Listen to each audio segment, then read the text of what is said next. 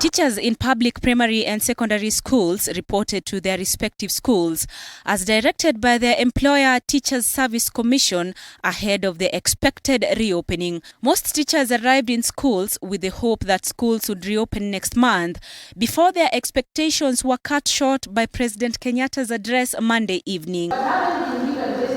At Hospital Hill Primary School in Nairobi, teachers turned out in large numbers for curriculum preparations as well as organization and delegation of various duties.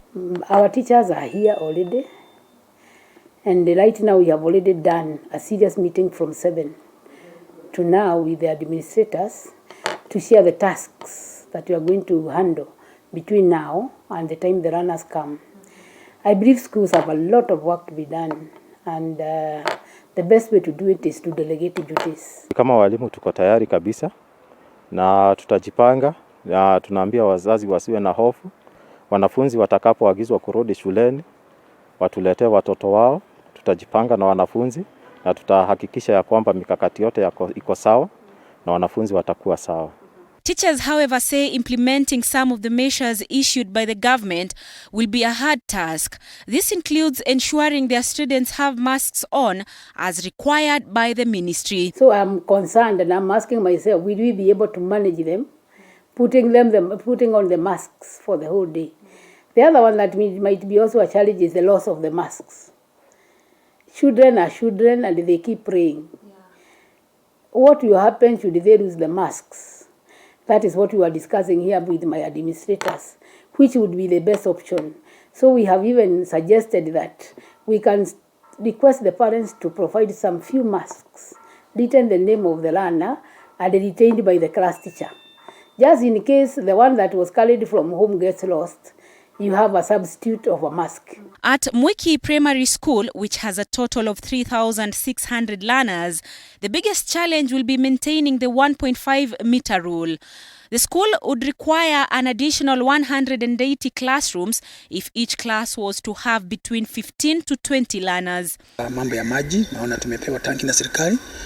Hii ni serikali imetupatia, na umeona mumezunguka huku kote, mumeona tuko na water points 70 za pale watoto wetu wataoshea mikono. Na labda ile shida tuweza kuwa nayo sasa inaweza kutusumbua ni mambo ya madarasa, kwa sababu madarasa yetu bado ni machache sana, bado tuko na madarasa 41, na kama tungeenda kulingana na design ya COVID na tuweke madarasa watoto 20 kwa kila darasa, tutahitaji madarasa 140. Kwa hivyo sisi tumejitayarisha, walimu wetu wako sawa, tumetengeneza timetable yetu iko sawa.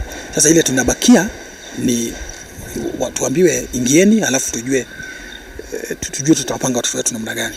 In Mombasa County, preparations are underway for additional water facilities and hand-washing points for Mombasa Primary School. Teachers also reported in schools in Nyeri County.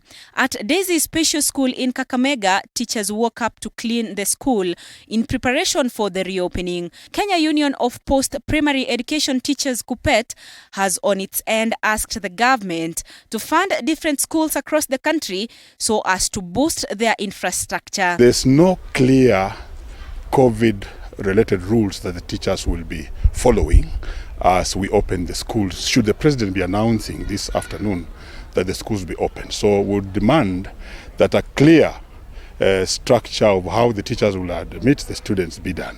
We have also noticed that they are lacking everything in terms of money that can begin them off. So it's to ask the Ministry of Education to quickly release the 13 billion in form of capitation that we should go to all the schools for primary and secondary. However, many private schools are likely to remain closed even after the government announced the reopening dates due to lack of funds to operate. Andrin Kilemi, TV47, Nairobi.